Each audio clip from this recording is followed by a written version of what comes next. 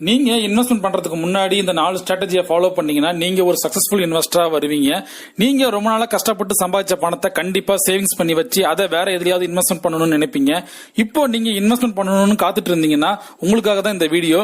இந்த வீடியோவை ஃபுல்லா பார்த்தா மட்டும்தான் இந்த 4 ஸ்ட்ராட்டஜி உங்களுக்கு புரியும். Hello friends, welcome to law of galaxy. நான் உங்கள் செல்வா. உங்களுக்கு பிசினஸ் பத்தி நிறைய தெரிஞ்சுக்கணும்னா நம்ம லா ஆஃப் கேலக்ஸி சேனல்ல இருக்கிற ஸ்டார்ட் அப் பிளேலிஸ்ட்ல இருக்கிற எல்லா வீடியோவையும் ஃபுல்லா பாருங்க.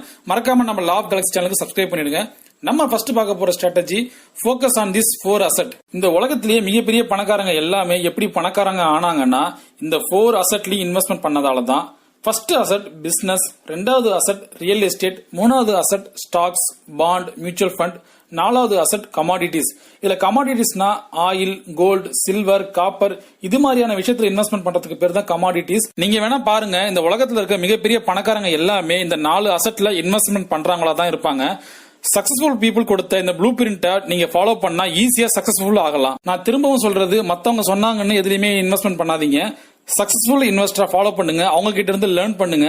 Business, stock, real estate, commodity இதுல எதுவா இருந்தாலும் சரி, இதுல நிறைய கேட்டகரி இருக்கு. அதை பத்தி நல்லா தெரிஞ்சுக்கோங்க. எல்லா இன்வெஸ்ட்மெண்ட்லயும் எல்லாராலையும் மாஸ்டர் ஆக முடியாது. சோ அதனால ஏதாவது ஒன் கைண்ட் ஆஃப் இன்வெஸ்ட்மெண்ட்டை மட்டும் கான்சென்ட்ரேட் பண்ணுங்க. அதை பத்தி நல்லா டீப்பா லேர்ன் பண்ணுங்க. நீங்க எதையுமே நல்லா தெரிஞ்சுக்கிட்டு நல்லா புரிஞ்சுக்கிட்டு இன்வெஸ்ட்மெண்ட் பண்ணுங்க.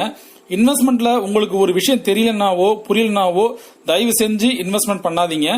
அதை மறுபடியும் நல்லா புரிஞ்சுக்க ட்ரை பண்ணுங்க. அப்பதான் உங்களால ஒரு சக்சஸ்ஃபுல் இன்வெஸ்டரா ஆக முடியும். அடுத்து ரெண்டாவது strategy 3 types of financial plan. இதுல ஃபர்ஸ்ட் பினான்சியல் பிளான் என்னன்னா கெட் ரிச் சர்டனிட்டி.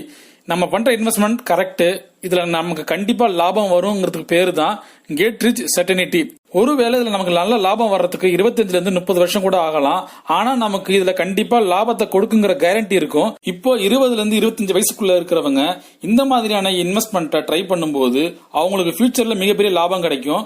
உங்களால மேஜிக் பண்ணி ஒரே நாள்ல பெரிய பணக்காரன் ஆக முடியாது. அதை நல்லா புரிஞ்சுக்கோங்க. இது கொஞ்சம் போரிங்கான பைனான்சியல் பிளான் தான், இருந்தாலும் இதுதான் ரொம்ப நல்லது. நம்ம ரெண்டாவதா பார்க்க போற financial plan get rich smart. இந்த பைனான்சியல் பிளான்ல நீங்க கொஞ்சம் என்வால்மெண்டோடவும் ஆக்டிவாவும் இருக்கணும். அது மட்டும் இல்லாம உங்களோட ஸ்கில்ஸ் டெவலப் பண்ணிக்க இன்வெஸ்ட்மெண்ட் பத்தி நிறைய புதிய விஷயங்களை லேர்ன் பண்ணுங்க. அப்பதான் இதுல இருந்து நல்ல லாபத்தை எதிர்பார்க்கலாம். மூணாவதா பார்க்க போற பைனான்சியல் பிளான் ரிச் ஃபாஸ்டர். நான் திரும்பவும் சொல்றேன், கெட் ரிச் சர்டன்ங்கிறது 25 இருந்து 30 வருஷம் வரைக்கும் ஆகும். கெட் ரிச் ஸ்மார்ட்ங்கிறது 15 இருந்து 20 வருஷம் வரைக்கும் ஆகும்.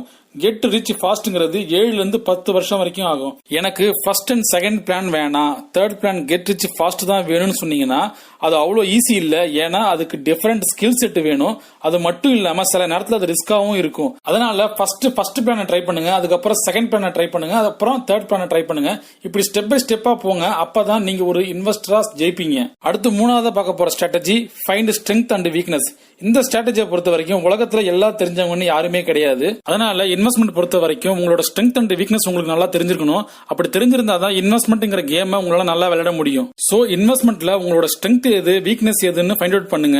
அப்படி தெரிஞ்சுக்கிட்டு உங்களோட வீக்னஸ் ஏதோ அதை பத்தி நல்லா லேர்ன் பண்ணி அதை உங்க ஸ்ட்ரெங்தா மாத்துங்க. அடுத்து நாலாவது strategy find risk and opportunity. இந்த ஸ்ட்ராட்டஜி எப்படின்னா, நீங்க இன்வெஸ்ட்மெண்ட் பண்ற அசெட் உண்மையாலுமே ரிஸ்கா இல்ல நல்ல லாபம் தரக்கூடிய ஆப்பர்ச்சுனிட்டியானு உங்களுக்கு நல்லா தெரிஞ்சிருக்கணும். அப்படி உங்களுக்கு தெரியணும்னா நீங்க இன்வெஸ்ட்மெண்ட் பத்தி அக்யூரேசியா ஜட்ஜ் பண்ண தெரியணும். அதுக்கு நீங்க நிறைய டைம் ஸ்பெண்ட் பண்ணணும். அப்படி டைம் ஸ்பெண்ட் பண்ணாதான் உங்களுக்கு எஃபிஷியன்சியான நாலேஜ் கிடைக்கும். சோ திரும்பவும் அந்த 4 ஸ்ட்ராட்டஜியை நான் சொல்றேன். First focus on this 4 asset, ரெண்டாவது ஃபைனான்சியல் பிளான், மூணாவது ஃபைண்ட் ஸ்ட்ரெங்த் அண்ட் வீக்னஸ், நாலாவது find risk and opportunity. So இந்த 4 ஸ்ட்ராட்டஜி நீங்க ஃபாலோ பண்ணீங்கன்னா நீங்களும் ஒரு நாள் சக்சஸ்ஃபுல் இன்வெஸ்டரா ஆவீங்க. உங்களுக்கு வேற எந்த மாதிரியான டாபிக் வீடியோ வேணும்னு கீழே கமெண்ட் பண்ணுங்க. நான் அதை அடுத்தடுத்த வீடியோவா பண்றேன். உங்களுக்கு பிசினஸ் பத்தி நிறைய தெரிஞ்சுக்கணும்னா, குறிப்பா இப்ப நீங்க ஒரு கம்பெனில வேலைக்கு போயிட்டு இருந்தீங்கன்னா நம்ம சேனல்ல ஸ்டார்ட் அப் பிளேலிஸ்ட்ல இருக்கிற எல்லா வீடியோவையும் ஃபுல்லா பாருங்க. இந்த வீடியோ உங்களுக்கு பிடிச்சிருக்குன்னு நான் நம்புறேன். அப்படி பிடிச்சிருந்தா லைக் பண்ணுங்க, கமெண்ட் பண்ணுங்க. இந்த வீடியோவை உங்க ஃப்ரெண்ட்ஸுக்கும் நிறைய மாணவர்களுக்கும் ஷேர் பண்ணுங்க. தேங்க்ஸ் ஃபார் வாட்சிங் this video. Have a nice day.